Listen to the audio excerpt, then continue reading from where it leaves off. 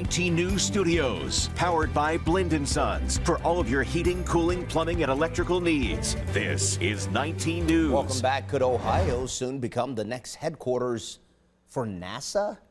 It's something Senator John Husted and multiple members of Congress hope happens.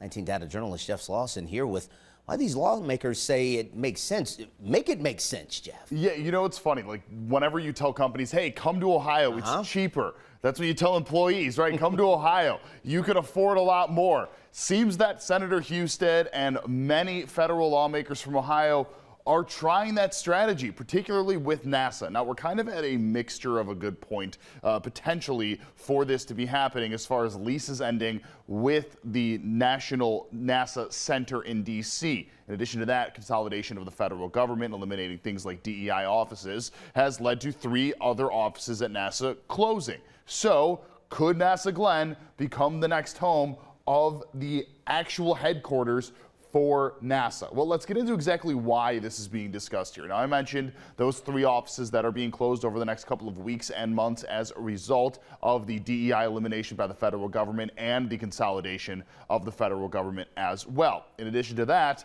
the DC office for NASA, which has been there for years, is going to be expiring. That lease will be done in 2028. So that means over the next couple of years, NASA has to decide, do you extend that lease or do you look for another home? Now, in a letter that John Husted sent with Congressman Max Miller and again, many other Ohio lawmakers, they laid out a pretty easy plan of exactly why you should pick NASA Glenn to be the next home. Number 1 is cost savings. That's a biggie.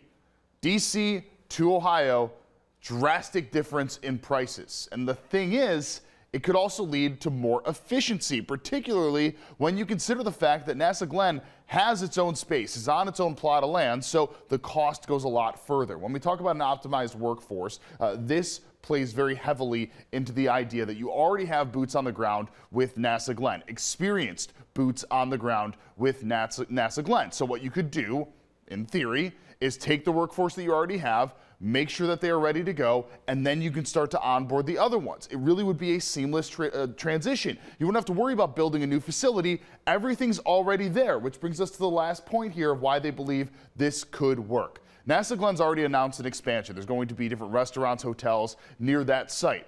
But there's a ton of room around it as well. So as Senator Husted had said, basically what you could do, take the existing NASA Glenn site, expand it a little bit to account for the more employees, and it could work. Don't have to build anything new, just have to adjust it. Now, we are going to have to wait until 2028, or at least close to it, when the decision is made on that lease, but this does seem to have traction. Multiple other states also saying they want in on it, so there could be a potential bidding war, but never say never.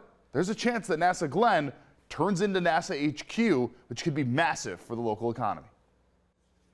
All right, Jeff, thanks a lot. Well, it was May of last year when Governor Mike DeWine signed a bill requiring every school in the state to come up with a cell phones in schools plan to reduce screen time and distractions. Most schools developed certain hours of the day that phones needed to be locked away, either in